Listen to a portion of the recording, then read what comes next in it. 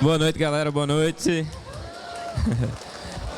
Eu vim aqui falar um pouco de como empreender da forma certa, contar um pouquinho da minha história e falar as principais lições que eu tive no meio desse caminho. Então, a primeira lição aqui, que fica uma lição muito clara, é a primeira impressão que fica, ó. Um slide bonito, sempre esteja preparado para a sua apresentação. E o que eu fiz aqui, verdades sejam ditas, né? Essa apresentação, apenas o primeiro slide é bonito, o resto vai ser só jogado. Por quê? Porque conteúdo é muito melhor do que perfeição, certo? Porque conteúdo é muito melhor do que perfeição, porque muitas vezes a gente se trava nesse erro aqui, de que não tem um conteúdo muito bom, mas não passa por ser perfeccionista, por medo de errar. Então o que eu quero trazer aqui é, não tenha medo de errar. Quanto mais rápido você errar, mais rápido você aprende. Então, eu trouxe uma frase aqui. E como você tem medo de errar, ó, eu já trouxe ela maior, porque sempre você vai errar no tamanho, numa coisa. Então, traduzindo ela, para viver uma vida criativa, devemos perder o medo de estarmos errados. Certo? Então, o prefácio. Eu quero ensinar vocês a não se lascar assim como eu me lasquei, porque como eu escutei um grande mentor da Fixit, Felipe, dizendo quando ele ia dar mentoria, eu me lasquei várias vezes nessa vida e eu vou ensinar vocês a como não se lascar como eu me lasquei quando eu vou dar mentoria. Então é basicamente isso aqui que eu vou trazer. Se você fizer isso que eu fiz e também acontecer com você, pelo menos você vai lembrar como é que eu saí para poder sair da mesma situação, né? E no final vai ter uma surpresa, um bônus aqui para vocês, que vocês vão poder pegar vários insights que eu trazia aqui e ainda vão ter uma ferramenta que aí vocês vão descobrir o que é essa ferramenta, vocês vão poder usar para errar menos também. E um outro detalhe, a regra dos 2 minutos. O que é a regra dos 2 minutos? A regra dos 2 minutos é que às vezes eu vou trazer, não vai ser uma palestra de conteúdo muito denso. Eu não vou trazer conteúdo em si, eu vou trazer lições. E às vezes uma lição que eu dou em 2 minutos, que pode ser os últimos 2 minutos, no último slide que eu vou dar, possa ser o que vai mudar o que você precisa mudar no seu negócio. Então, às vezes, tá atento àqueles 2 minutos finais, pode ser o que vai mudar a visão do seu negócio. Então, trazendo aqui, vou começar o storytelling, de onde eu comecei. Eu numa cidade pequena chamada Fernando Pedrosa, uma pequena cidadezinha no mapa, que era um distrito de Angicos. A maioria da galera nem conhece a cidade. Hoje a cidade tem 3 mil habitantes. Então, para você ter ideia do tamanho, na época a cidade não tinha nem 1000 direito. Então, filho de um comerciante, que inclusive está ali, ó. Coloquei ele, ele é representante, mas um vendedor. E de uma vendedora sonhadora, que sempre sonhou em ganhar a vida, em crescer. Os dois sempre foram muito sonhadores. E eles me ensinaram 2 coisas principais nessa vida que eu quero trazer aqui por esses 6 vendedores. Primeira, é que me criou uma visão que empreender era uma das únicas coisas escaláveis que eu podia fazer na vida. Porque qualquer outra profissão não era tão escalável como empreender. O impacto que eu podia gerar na vida das pessoas vinha vir muito do empreendedorismo. Por isso que eu gosto também de estar aqui em eventos tentando trazer isso para as outras pessoas. E que eu ia precisar me vender na vida. Como eu estou fazendo aqui é uma forma de me vender, que eu ia precisar fazer isso durante algumas vezes na minha vida. Então vendas ia ser primordial. Então esse aqui foi meu primeiro negócio. Todo mundo se assusta, vai que é um negócio grande. Não, mentira. Eu vendia balinha no colégio. Estudava de salesiano, comecei vendendo balinha com meus 14, 15 anos de idade. Comprava balinha e vendia para meus amigos. Porque eu vi uma oportunidade de mercado. A cantina vendia uma balinha 25 centavos. O pacote de balinha com 150 era 5 reais. Eu fiz, a balinha eu vou comprar 3, 4 centavos, vou vender a 10. Tá ótimo. Comecei. Qual foi os primeiros erros do meu primeiro negócio? Eu não reinvesti no negócio. Eu não tinha divisão do que era pessoa física e jurídica. E esse é um erro muito comum. A gente faz... Não, ninguém faz isso. Todo mundo faz isso quando começa.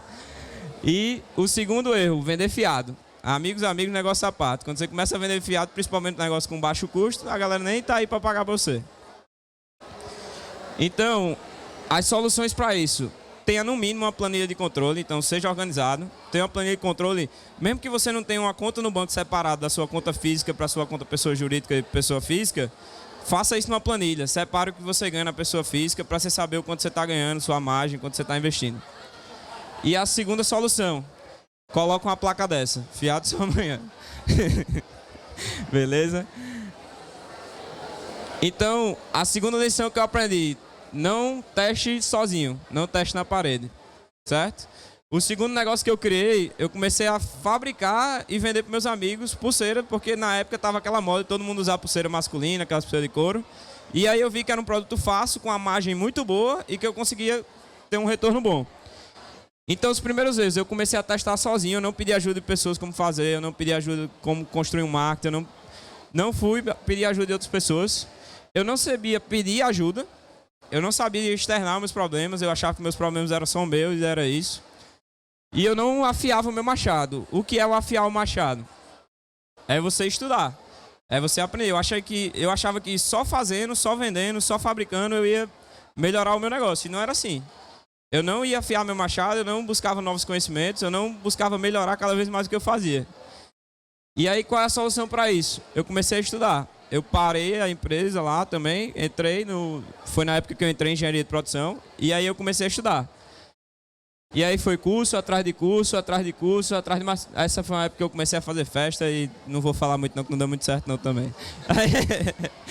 Aí mais curso, e aí chegou esse momento aí, que foi o momento que eu entrei no projeto Mini Empresa, que foi um projeto da Junior Activities, que a gente tinha que montar uma empresa que ia durar só 3 meses.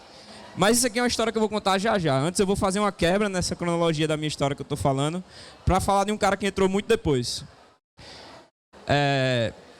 Isso eu vou fazer para trazer um ensinamento muito importante de quando eu decidi fechar esse meu primeiro negócio de fato, que foi fazer as pulseiras, que estava dando certo. Já tinha um Instagram, já tinha um público, já tinha um resultado legal. Mas por que eu decidi parar de fato? Não foi por causa dele, mas esse cara aqui chama Steve. Ele é americano e ele trouxe um conhecimento para mim nesse ano que fez muito sentido e que eu vi que eu fiz isso lá quando eu fechei meu primeiro negócio, que foi o quê?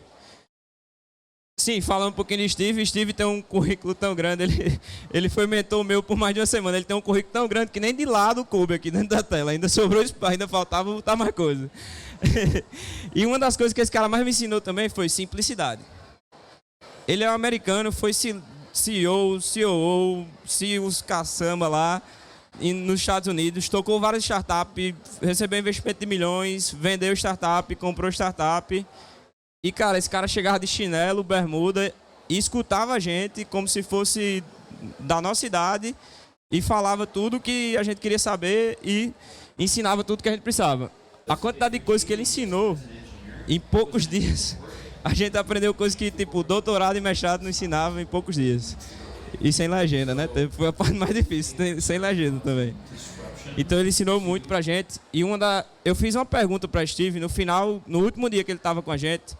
Eu fiz uma pergunta para ele, e ele falou, eu fiz tipo, Steve, se agora, no momento que você está, depois da sua carreira toda, você perguntasse para você, quando você começou, o que você falaria? Qual é a pergunta que você lá no início faria para você hoje? E eu falei, essa seria uma pergunta de $1 milhão. Ele falou, 1 milhão não, $10 milhões. Aí eu falei, que pergunta é essa? Aí ele levantou e escreveu no quadro a seguinte pergunta. Are you happy? Você está feliz no que você está fazendo? Você está feliz no que você faz hoje? Independente do que você faz, se você não está feliz, você não vai conseguir. Você não vai persistir. Pode ser o trabalho que ganha mais dinheiro no mundo. Se você estiver fazendo triste, você uma hora vai desistir. E talvez você decida quando esteja mais perto do sucesso que você tanto espera. Então isso aqui foi um ensinamento de um cara que você viu o currículo dele ali e que ele disse que essa é a pergunta mais importante. Se você está feliz, continue, que vai dar certo. E eu não estava feliz fazendo as pulseiras. Eu não via que era um negócio que me trazia felicidade e que eu gostaria de fazer. E foi aí que eu comecei esse projeto lá com o pessoal da Mini Empresa. A gente começou a produzir um produto que limpava sapato. E aí foi aí que eu comecei a ter mais noção de empreendedorismo, de organograma, planilha, estrutura de empresa e tal. E aí eu conheci lá meu primeiro sócio, também está ali na foto. E a gente começou a organizar evento. Aí a gente montou a Startup Days, que foi uma empresa que fazia hackathons. Era um maratona de desenvolvedores. A gente pegava uma ruma de desenvolvedor e fazia um evento como esse, só que menorzinho, umas 50 pessoas. E botava Red Bull pra galera, botava a galera toda dentro do Sebrae, 48 horas seguidas, trazia um problema de uma empresa e fazia, ei, tem um problema do Sebrae aqui, que é organizar o GoRN. Quem fizer o aplicativo do GoRN ganha. A galera ia louca, tomando Red Bull, 48 horas, resolvia, quem resolvesse primeiro ganhava um prêmio, R$10 mil, sei lá. e tinha pizza. A galera não passava fome, né? A galera não passava fome. Tinha pizza, tinha hambúrguer, tinha um monte de coisa. Então esse aqui foi o primeiro que a gente organizou, o pessoal Loucos Coxinha, que foi o Coxiton. Que no final a gente apresentou na convenção nacional deles, certo? E aí eu trouxe os amigos, que inclusive um tá aqui, que tava lá comigo na época organizando. E daí a gente começou a organizar outros, e outros, e outros, para Red Bull, para projetos, Mastermind. Foi um grupo. Quando a gente começou a organizar esses eventos, a gente viu, cara, quantas pessoas jovens que a gente traz para trabalhar no evento, que querem também empreender, que têm essa vontade, mas não tem oportunidade, não sabe por onde começar. A gente começou a montar um Mastermind, que era um grupo de colegas que queriam fazer aquilo acontecer, que tinham seus iniciais negócios ali, e que queriam trocar ideia de como cada um estava errando, como eu estou falando aqui com vocês, só que a gente fazia isso toda quarta-feira. Cada um ia trazendo seus erros e a gente ia ajudando um ao outro. E aí o Mastermind também foi crescendo, a gente foi trazendo pessoas de fora para palestrar. A gente foi em palestra em outros cantos. Ed Neto me levou para palestrar nos cantos também. A gente começou a organizou hackathons dentro do Fora Negócio. Organizou hackathons, o Vacathon, que foi dentro da Festa do Boi, que era dentro de um pátio, que antes era um espaço dos bois. Organizou o segundo hackathon do Red Bull.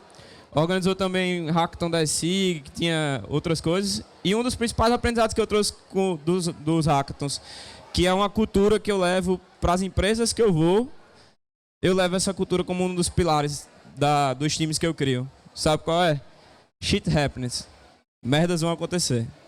Isso foi uma das coisas que, em organizar evento, não só hackathons, eu também organizei festas, foi uma das coisas que eu mais aprendi. Sempre vai dar uma merda.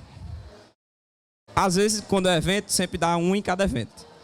Mas quando é empresa, vai acontecer um dia ou outro. E isso me tornou uma das minhas principais características, um ótimo gestor de crise. Então eu trouxe aqui os principais pilares de uma gestão de crise bem feita, que é uma comunicação muito clara com o seu time. Quando você tem uma comunicação clara, um alinhamento, as pessoas sabem, você consegue fazer uma boa gestão de crise. Porque na hora que dá a merda, a gente consegue resolver fácil. Tenha paciência você, saiba ter paciência. Aí é uma coisa que, se você pede a Deus paciência, Ele vai lhe dar uma ruma de coisa, uma ruma de shit happiness aí para você conseguir ter paciência, para você desenvolver sua paciência. E torna a paciência algo geral no time.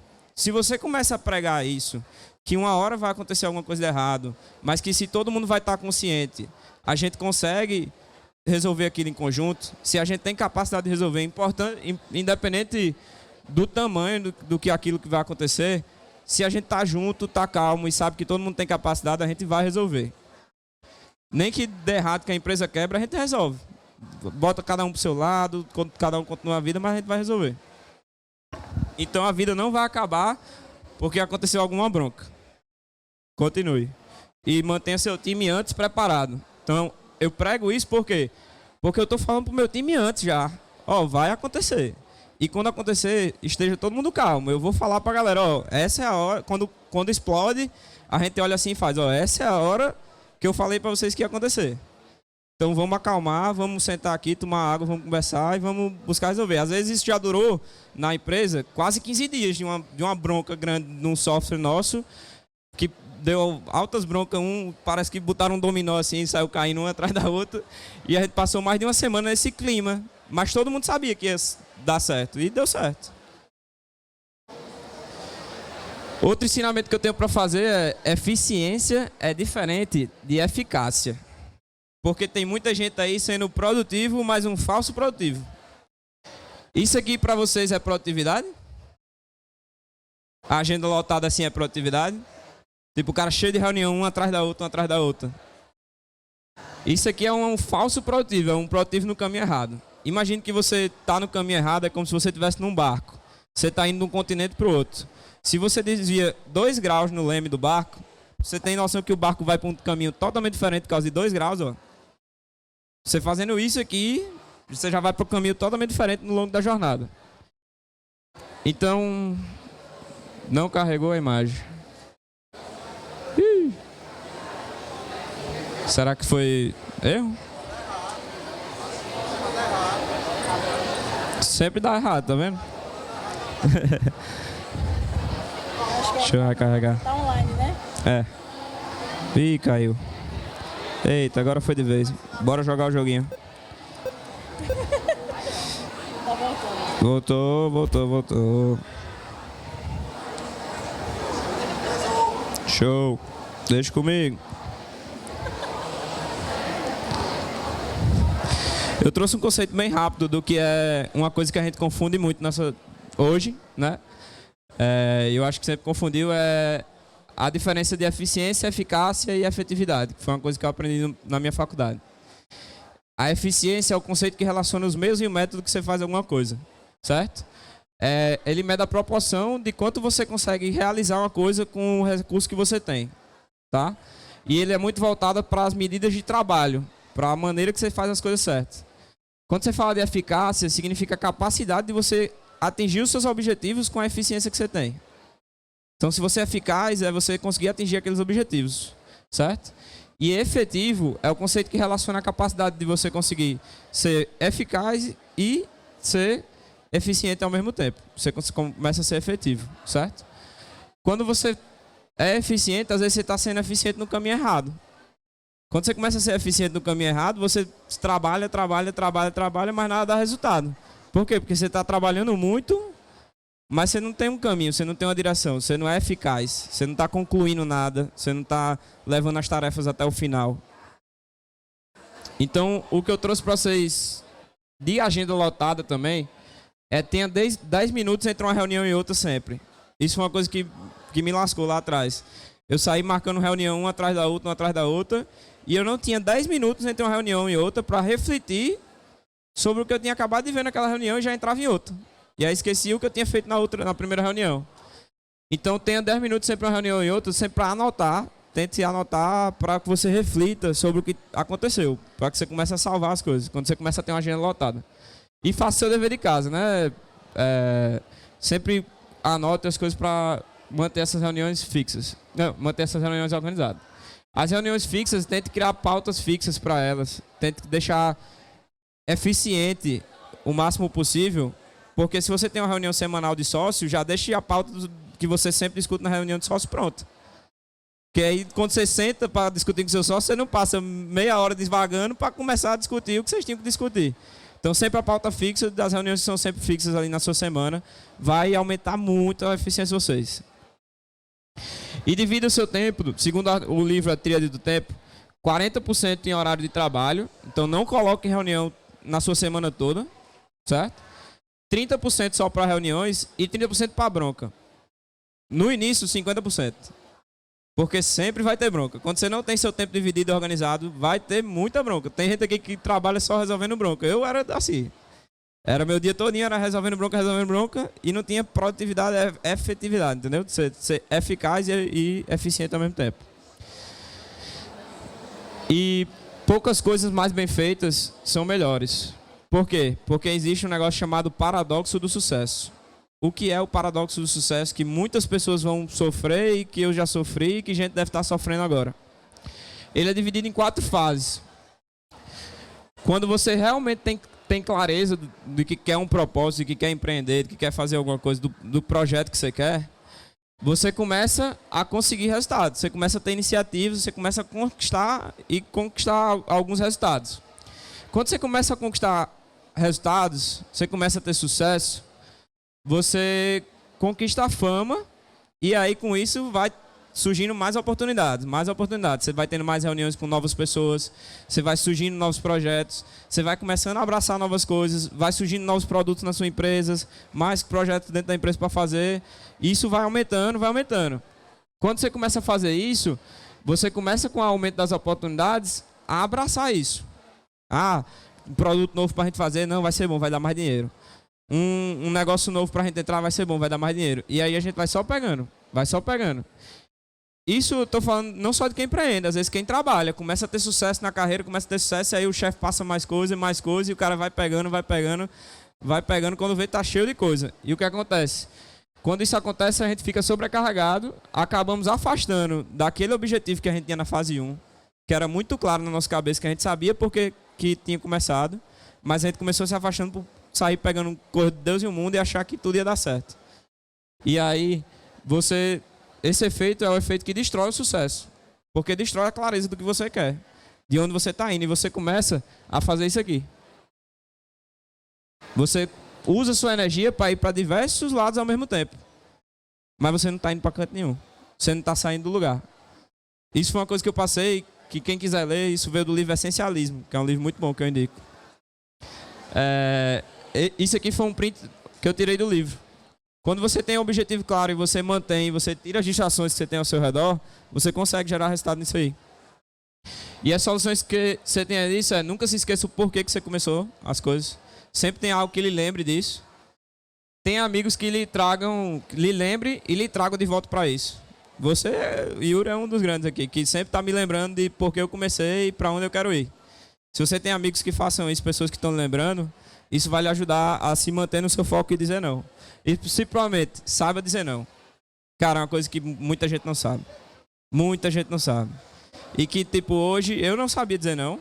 Eu ainda estou aprendendo a dizer não para certas coisas. E que hoje, numa sociedade tão sociável que a gente vive, é difícil alguém chamar para você fazer alguma coisa e você dizer não, às vezes. Às vezes você se segura para dizer um não. Às vezes você se sente envergonhado de dizer não.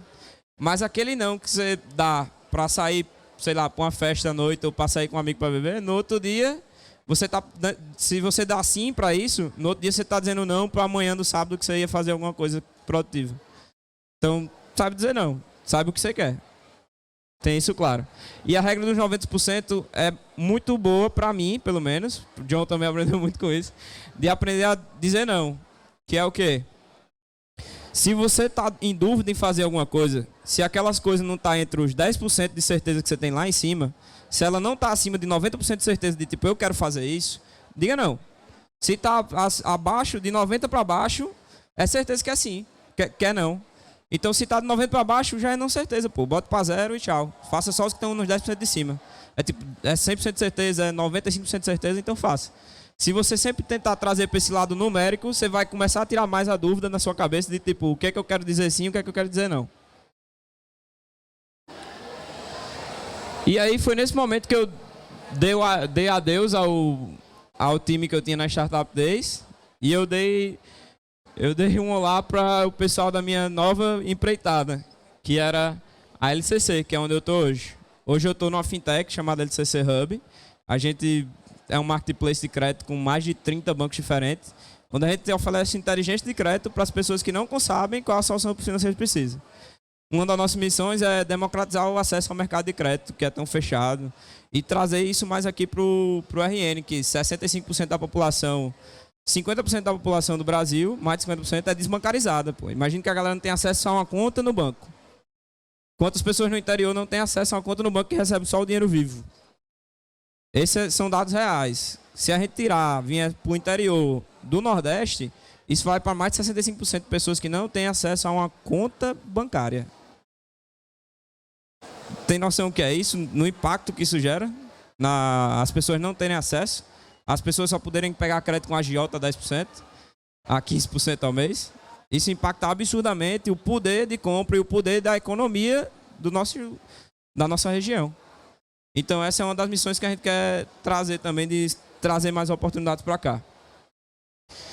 Mas falando um pouco, continuando nos ensinamentos que eu trouxe, um dos grandes ensinamentos que esse cara aqui que vocês lembram dele, falei agora há pouco, ele, nesses quadros aqui que ele riscou uma ruma de coisa, eu tentei resumir algumas coisinhas para vocês, de coisas que ele me ensinou.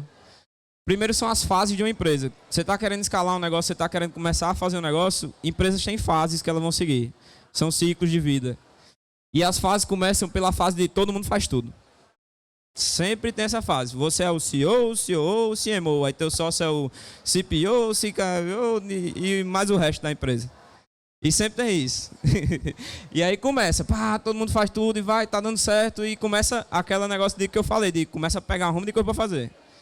E aí quando você começa a trazer gente pro time, que você começa a organizar a empresa, você se torna um time de futsal.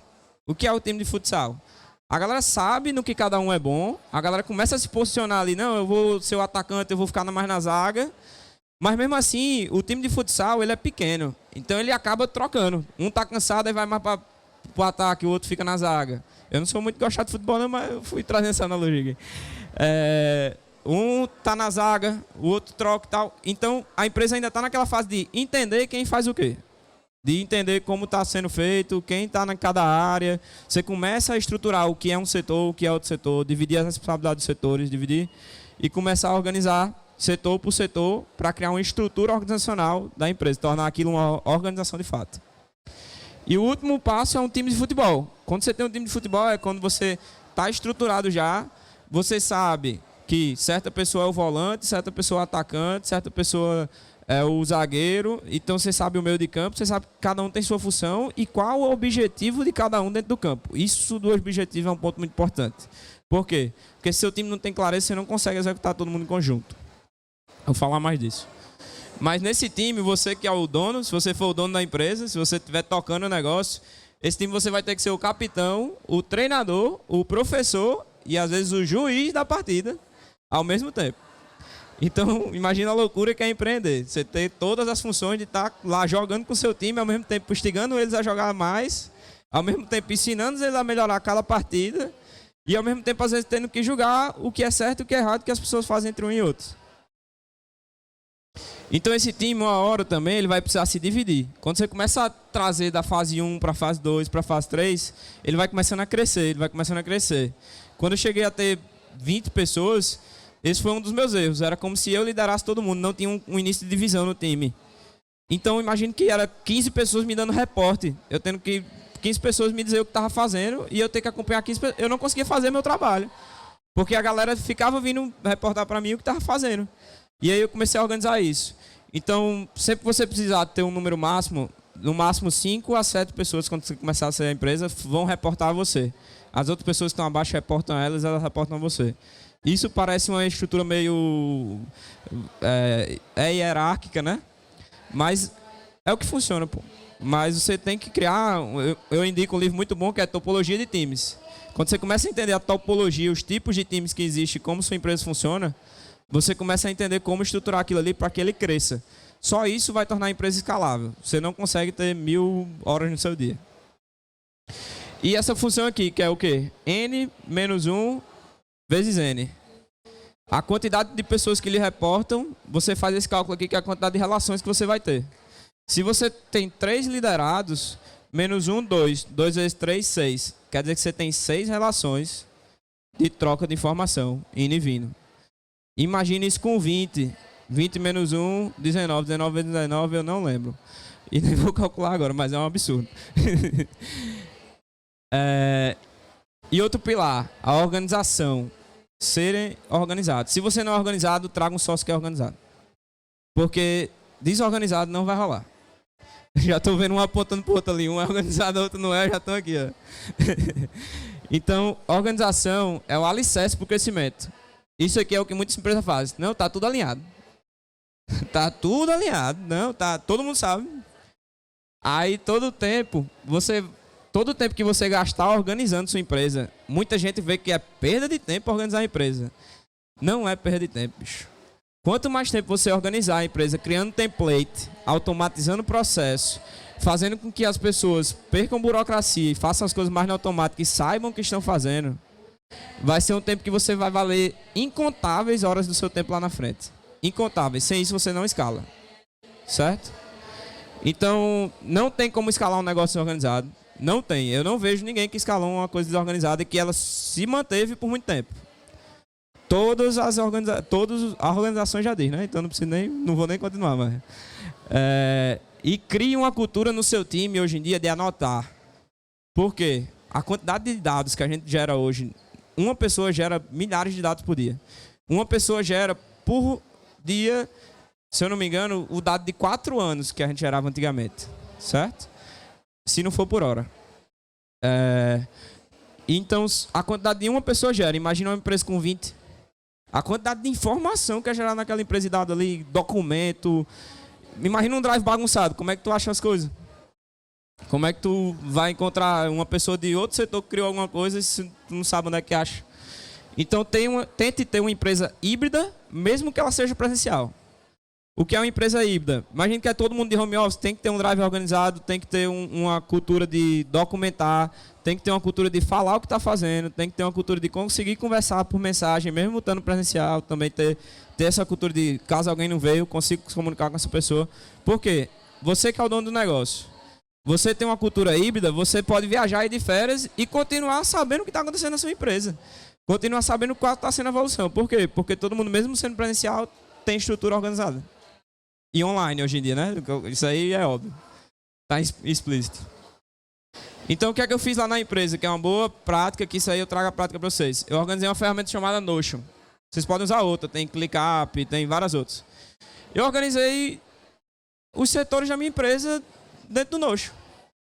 Eu fiz o quê? Primeiro aqui eu dividi a parte de cultura. Certo? Isso aqui foi porque na pandemia, quando tudo ficou online, que começaram a ver como é que faz home office, eu comecei a estudar como é que estudava minha empresa para ser home office. E aí, primeira parte, cultura. O cara entrou, ele vai ver a cultura da sua empresa, o porquê você faz o que você faz, o como sua empresa se organiza, o como seu time se organiza e quais são os rituais. Eita caça! Tá esperado aqui. Valeu, deu certo. Primeiro você vai ver o porquê que vocês fazem o que vocês fazem, de onde vocês começaram, e todo mundo vai ter clareza disso, certo? Aqui também tem uma páginazinha que é muito interessante, é carreiras. Então deixa aberto, essa página aqui a gente compartilha um link externo, que é as vagas que estão abertas, nosso código de cultura da empresa, tudo está organizado.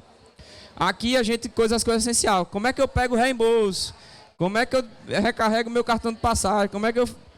Tem tudo aqui já pronto, entendeu? Como é que eu pego minha comissão? Deixa tudo organizado. O que é básico, que a galera sempre, todo mundo da empresa vai fazer, deixa ali. E aqui no final tem as áreas. Por quê? Marketing, comercial, CS, growth, tech.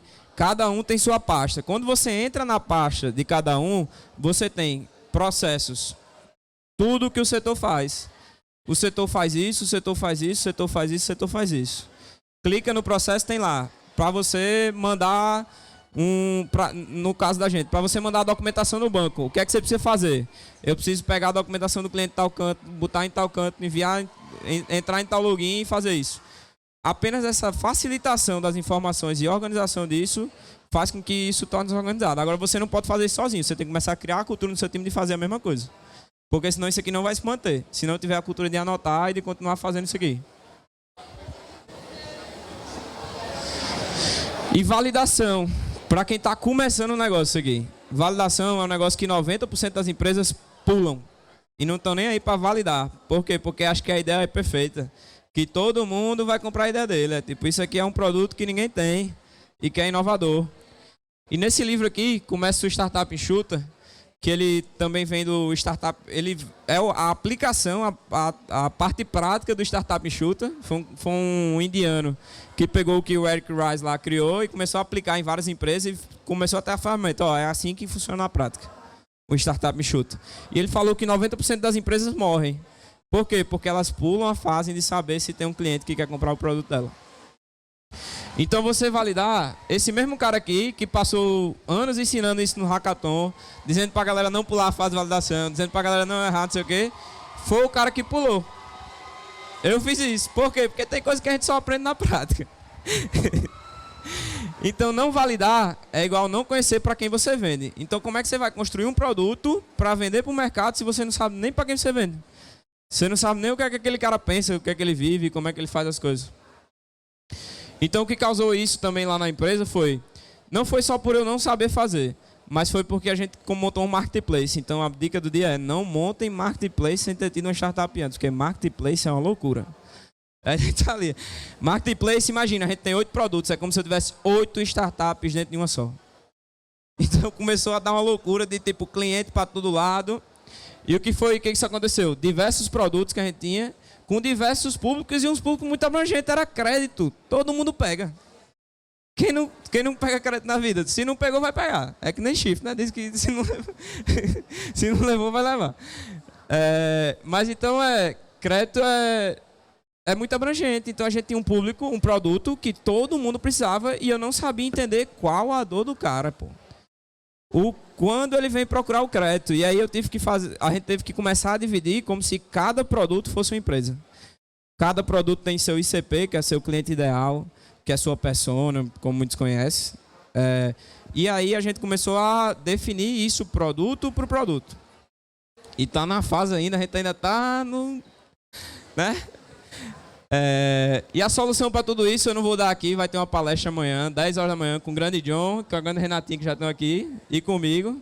A gente vai ensinar vocês a terem a ideia do produto, validarem se realmente aquela ideia é viável, se tem mercado, se realmente pessoas precisam dela e pagariam por ela, né? Porque senão, sem dinheiro ninguém se mantém.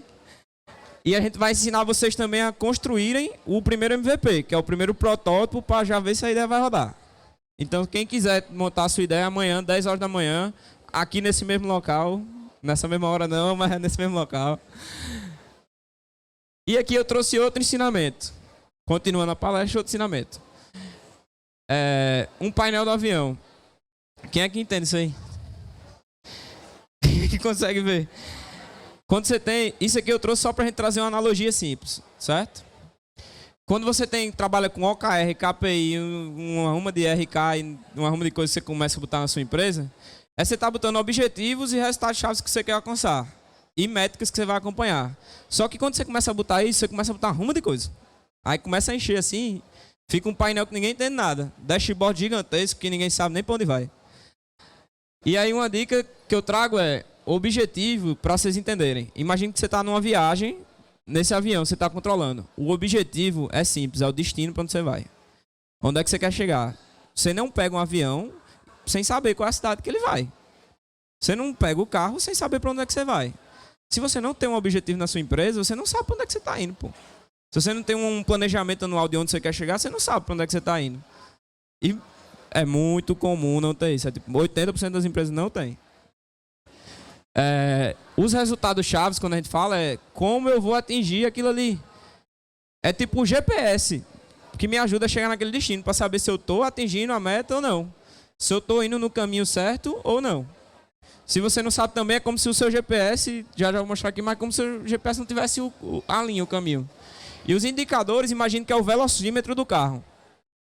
Para você saber, o indicador é a velocidade que você está indo, se ainda tem gasolina no caixa para conseguir chegar lá. Então, os indicadores são isso. Então, se você não tem um objetivo 100% claro do seu time, é como se o GPS tivesse sem linha. Era com sem linha porque eu ia trazer uma imagem, mas não teve, é sem linha. Então, imagine, você vai no GPS que não tem a linha de qual rua você dobra, você sabe que é lá daqui a 900 km, mas não sabe por onde é que vai. É isso, entendeu? Você não sabe para onde é que está indo direito. Você sabe que quer chegar lá, só isso. E quando você precisa ter um objetivo claro não só para você, você precisa ter um objetivo claro para a empresa, para as diretorias. Cada diretoria tem que ser seu objetivo que está ligado ao objetivo da empresa, certo? Quando você começa a construir um organograma, você começa, o objetivo da empresa, a gente quer chegar em tal canto, certo? Para chegar em tal canto, o que é que a diretoria de marketing tem que fazer? Tem que fazer isso, isso, isso, isso, isso. O que é que a diretoria de comercial tem que fazer? Tem que fazer isso, isso, isso, isso. Tem que aumentar a métrica de conversão, tem que fazer isso aqui, tem que trazer mais tantos leads. Vamos começar. Aí o que é que o time de operações tem que fazer? Tal, tal, tal. Pronto, isso aí a gente está ligando a meta principal lá da empresa. Quando você começa a descer isso, definiu das diretorias, agora você vai definir dos times, porque às vezes uma diretoria tem vários times. Então defina também de cada time o que é que ele tem que fazer. E depois das pessoas. Não é você que vai fazer isso, certo? Se você tem um time, você tem um diretor, esse diretor vai definir a meta da diretoria junto com você, e você faz com que ele defina com os times que estão abaixo dele a meta do time dele. Você só acompanha depois qual foi a meta que foi definida, certo? E você faz com que o líder do time defina as metas que as pessoas que estão dentro do time têm que ter. Mas é importante que todo mundo tem que ter um objetivo dentro da empresa. Porque senão volta para aquela imagem do tá tudo alinhado. Tá tudo alinhado é o quê? A galera sabe que tem um objetivo, mas ninguém tem objetivo próprio. É o objetivo da galera lá. Isso também não cria pertencimento nas pessoas do time. As pessoas do time, elas começam a dizer, tipo, tem um objetivo do time. Não é o objetivo dela. É do time. Entendeu? Começa a ter essa dispersão da galera. Se não tem um objetivo individual de desenvolvimento de cada um, não vai conseguir. E objetivos são ligados sempre a resultados esperados. Então, quando criar um objetivo de uma pessoa ou de um time, mostre a pessoa ou mostre ao time os resultados que você espera que ela entregue para atingir aquele objetivo.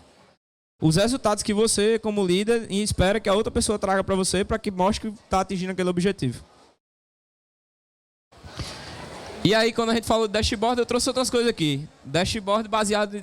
Você começa a tomar decisão baseada em dados, beleza? Criei o objetivo, comecei a aplicar os objetivos na minha empresa, tá dando certo, a galera tá indo. E aí você começa a tomar decisões baseadas em dados, seu time começa a tomar decisões baseadas em dados, quando sua empresa vai ficando maior, só que tá dando errado. E não disseram que baseado em dados dá tudo certo? Que dashboard e data analytics hoje funciona e o cara não erra mais nada, né? Não, o cara trabalha com dados aí, começou a tomar com dados, mas não é isso não, pô. Se os dados não mentem. Vixe, 5 minutos eu vou dar uma acelerada agora no final. Dados não mentem, mas podem estar enviesados. O dado enviesado é quando você tem um dado que mostra uma coisa que não é real, entendeu? Você começa a ter enviesado. Então, uma boa que eu digo para isso é, cria um indicador de contraste. O que é um indicador de contraste? Às vezes eu estou com um faturamento altíssimo na minha empresa, mas minha margem está apertadíssima. Isso dá resultado? Não dá. Você está faturando muito, mas você não consegue ter dinheiro em caixa, você não consegue criar mais caixa. Por quê? Porque sua margem está apertada. Então, cria um indicador, faturamento versus margem.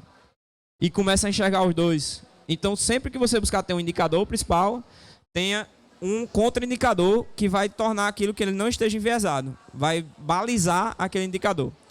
E foque nos dados mais importantes. Sempre tem um indicador principal. Vamos lá que eu só tenho 5. Como eu já trouxe, alinhamento é muito mais importante na sua empresa. Alinhamento do seu time é muito mais importante na sua empresa do que ferramentas, metodologias e produtos. Se você tem um time alinhado, você consegue chegar. Então, o alinhamento, para mim, resolveria quase 100% dos problemas que eu tive. Se eu conseguisse alinhar melhor com as pessoas desde o início. Então, um resumo da minha palestra aqui. Tá chegando no final, tenha calma. Um resumo da minha palestra são os 5 pilares mais importantes desses conhecimentos que eu trouxe aqui. Vocês viram que eu só saí jogando, né? Mas eu disse que ia ser assim. Vocês não esperaram nada diferente. Eu alinhei o resultado que eu tinha para entregar. Então, o primeiro resultado é alinhamento em primeiro lugar. Seja claro, principalmente com o seu time, com seus clientes, com seus parceiros. É ser claro com todo mundo. Não é só com o time, não é só com a pessoa que está do seu lado, seu sócio.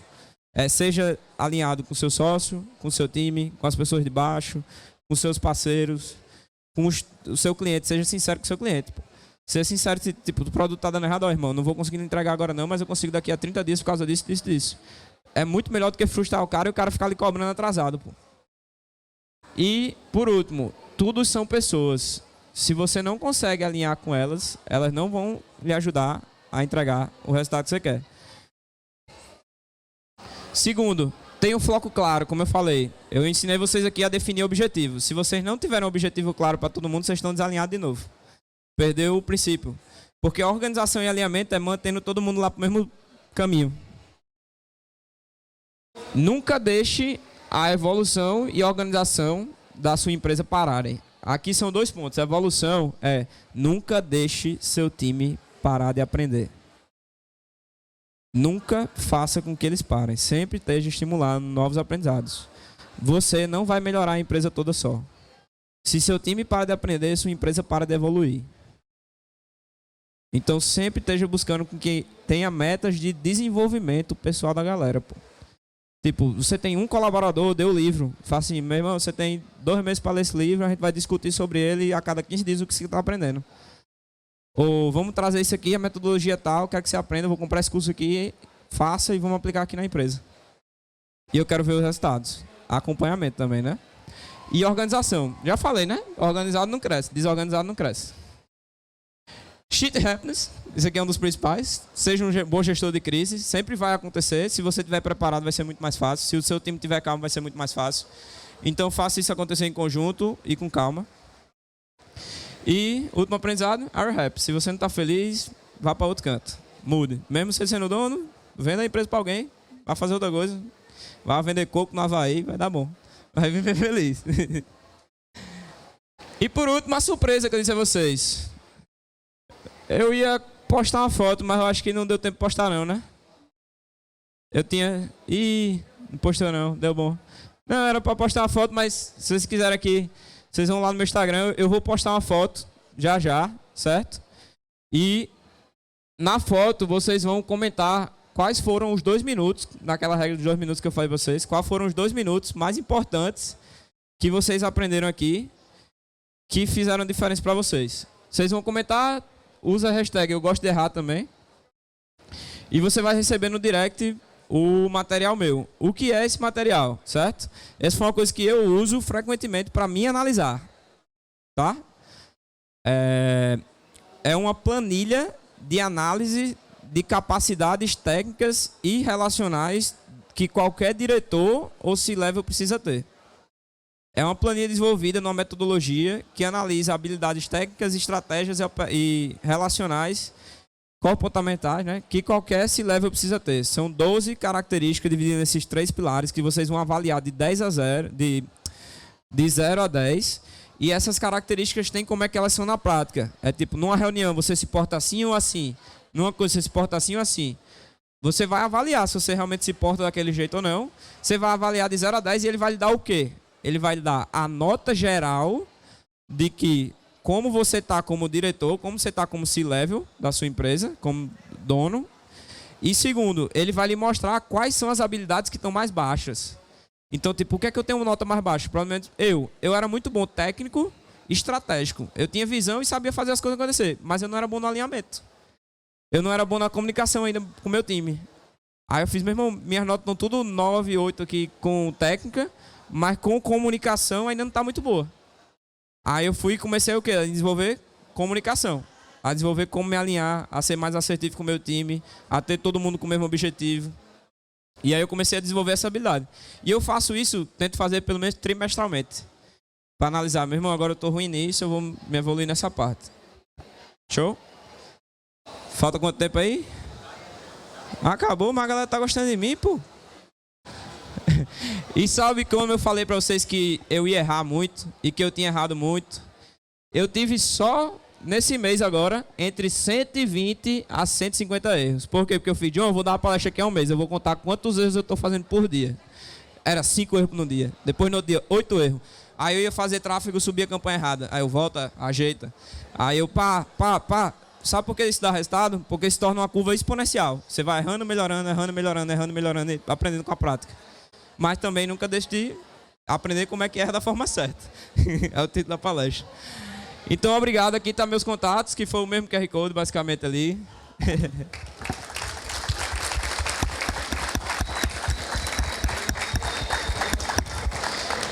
E vamos... Show. Eu ia fazer um combinado com vocês. Já que vocês gostaram da planilha que eu falei?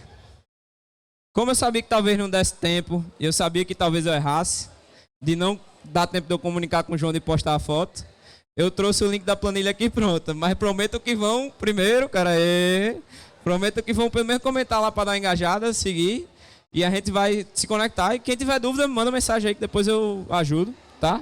Mas tá aqui o link da planilha. Você tá... Oxi, Maria, quantidade de celular que levantou na hora só.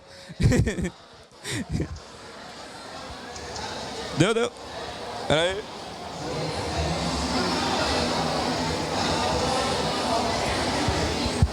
Sim, cadê o celular? Eu ia tirar uma foto aqui, mas deu bom. Tirar uma selfie. Não, tá bom.